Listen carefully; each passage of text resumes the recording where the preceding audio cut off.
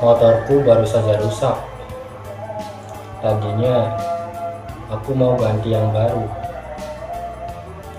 tapi aku mikir apakah yang baru rasanya masih sama seperti yang lama, karena kayaknya motor yang lama masih bisa diperbaiki deh.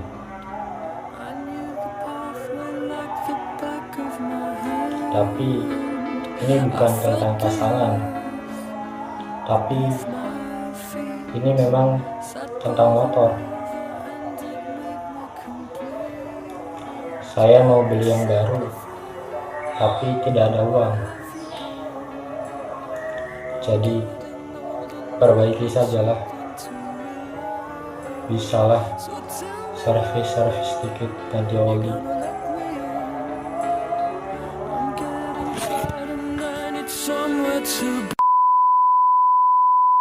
Assalamualaikum warahmatullahi wabarakatuh. Semoga dimanapun kalian berada selalu dalam keadaan baik, sehat, dan bahagia.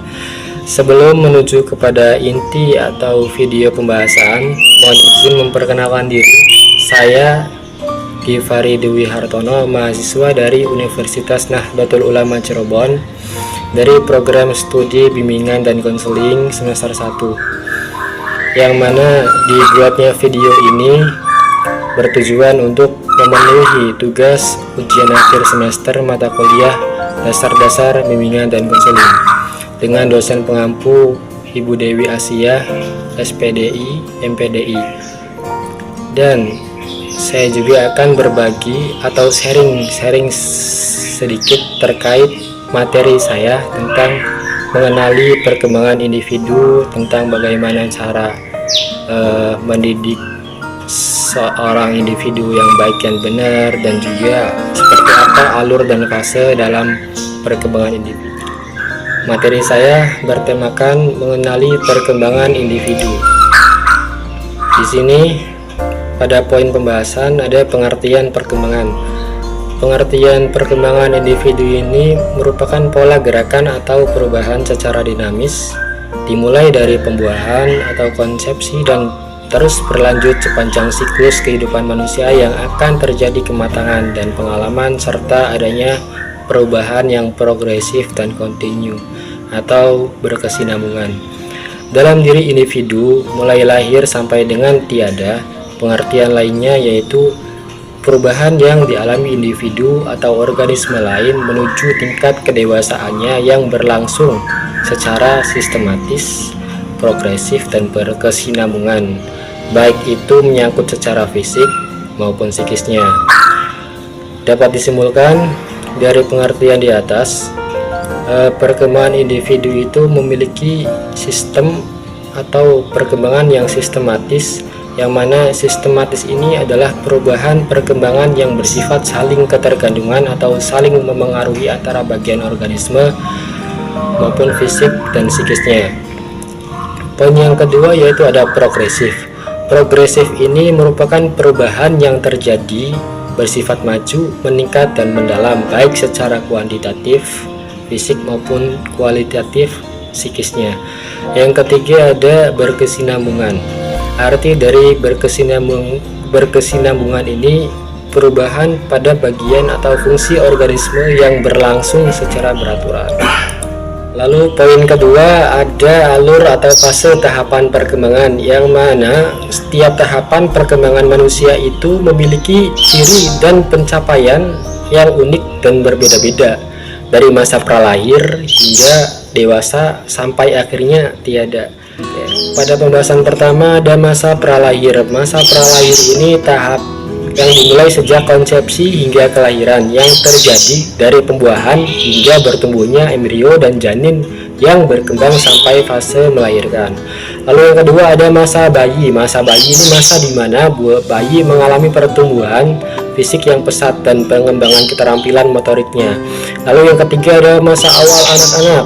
Masa awal anak-anak ini masa yang terjadi dari usia 2 tahun sampai dengan 6 tahun, yang dimulai mereka itu mengembangkan bahasanya, lalu sosialisasinya dengan teman sebayanya, dan skill keterampilan dasarnya.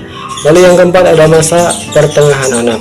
Masa pertengahan anak ini masa yang terjadi sekitar usia 6-12 tahun, yang kemudian anak-anak mulai memasuki masa sekolah untuk mengembangkan minat dan bakatnya, serta memperdalam keterampilan sosial dan akademisnya. Lalu yang kelima ada masa pra-remaja. Masa pra-remaja ini dimulai sekitar usia 12-14 tahun dengan mengalami perubahan fisik yang signifikan. Lalu yang keenam ada masa remaja. Masa remaja ini masa di mana seseorang itu sedang berproses mencari identitas atau jati diri dan eksplorisasi dengan perubahan tingkat emosional yang signifikan untuk mempersiapkan diri ke masa dewasa. Lalu yang ketujuh ada dewasa muda. Dewasa muda ini masa di mana dalam hidupnya itu mulai berpikir, mengambil arah jalan dan berani mengambil tanggung jawab seperti memikirkan pengembangan karir dan hubungan. Yang ke-8 ada masa pertengahan dewasa. Di usia masa ini terjadi sekitar usia 18-40 tahun, yang dimana fase ini dewasa muda mengalami peningkatan tanggung jawab untuk membangun karir dan relationship yang berkelanjutan. Lalu yang terakhir, masa akhir dewasa. Masa akhir dewasa ini terjadi sekitar 40 tahun sampai dengan pensiun. Fase di mana seseorang memasuki fase kematangan karir untuk mempertimbangkan masa pensiun dan fokus kepada hidup mereka. Selanjutnya ada teori-teori menurut para ahli. Teori pertama menurut Piaget yang dikemukakan oleh beliau tentang perkembangan kognitif, yang mana teori ini menyajikan 4 tahapan perkembangan kognitif yang dihadapi anak seiring pertumbuhannya. Lalu menurut ahli yang kedua, yaitu menurut Erikson, beliau mengemukakan teori ini berkaitan dengan psikososial yang berfokus pada konflik psikososial yang dihadapi pada setiap perkembangan. Lalu yang ketiga ada teori menurut Bowlby. Menurut beliau, teori ini sebagai pengikatan dan ikatan emosional yang membahas bagaimana ikatan emosional dengan orang tua atau pengasuh memengaruhi perkembangan sosial individu. Poin keempat ada perkembangan dari berbagai aspek, yaitu aspek fisik, aspek kognitif, aspek moral, aspek sosial, dan aspek emosional. Yang mana aspek fisik ini merupakan pertumbuhan yang terjadi karena adanya peningkatan dari berat badan, tinggi badan, sistem rangka, otot, dan beberapa organ tubuh lainnya. Yang kedua ada aspek kognitif. Aspek kognitif ini terjadi pada periode dengan cara berpikir anak itu berkembang secara berangsur-angsur dengan lebih konkret atau signifikan. Pada perkembangan ini anak-anak juga dalam kemampuan yang dimilikinya menjadi lebih terkoordinator dari masa ke masa, seperti mampu berlari, melompat, menghitung, ketangkasannya juga meningkat, dan mampu melihat serta membedakan yang mana hal baik dan hal buruk. Lalu yang ketiga ada aspek moral. Aspek moral ini kalau diartikan dari bahasa atau terbagi, science itu berarti ilmu dan moralis itu berarti moral. Maka scientis moralis yakni ilmu yang mengajarkan atau mengkaji tentang moral pada seseorang. Di sini bila hal ini dikaitkan dengan BK atau bimbingan dan konseling, maka seorang konselor atau guru BK harus memiliki ilmu tersebut untuk mengajarkan siswanya tentang etika dan nilai-nilai yang ada untuk yang terapkan dalam hidup masyarakatnya. Lalu yang keempat ada aspek sosial. Aspek sosial ini merupakan hubungan individu dengan orang lain dan kemampuan berinteraksi dengan lingkungan sosial mereka. Yang kelima ada aspek emosional. Aspek emosional ini merupakan perubahan dalam pengalaman dan ekspresi emosional individu termasuk rasa bahagia, sedih, marah, dan takut. Lalu selanjutnya ada perkembangan individu yang memiliki dua faktor, yaitu internal dan eksternal.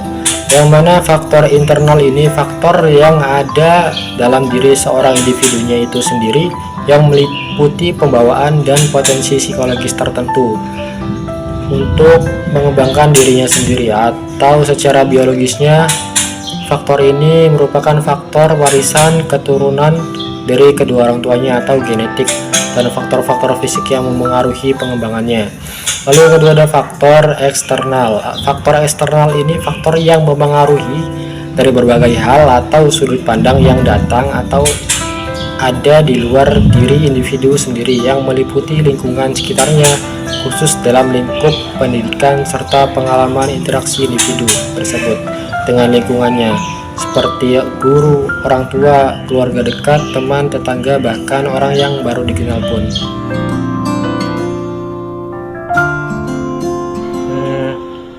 BK ya.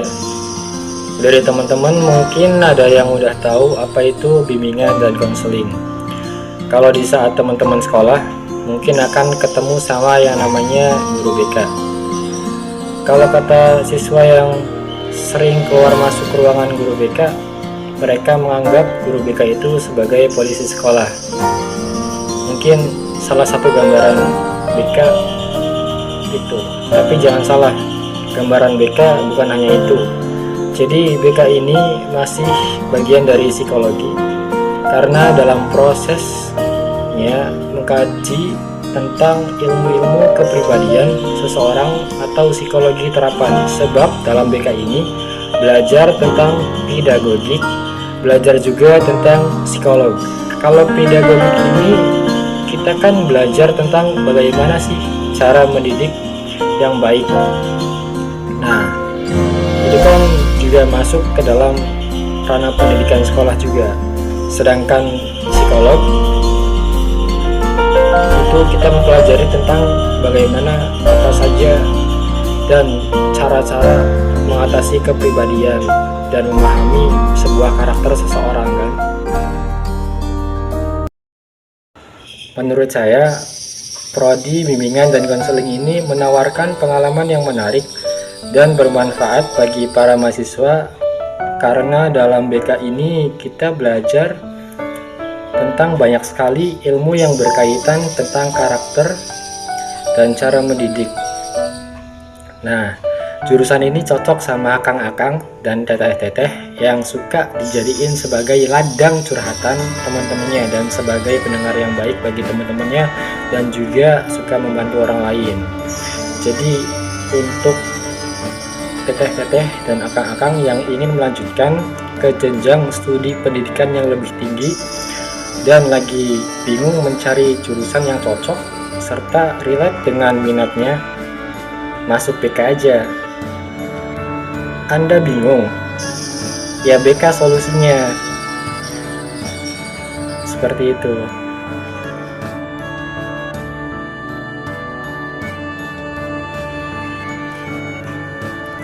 Tidak ada hidup tanpa masalah, tidak ada perjuangan tanpa rasa lelah. Tetap semangatlah sampai bismillahmu menjadi alhamdulillah.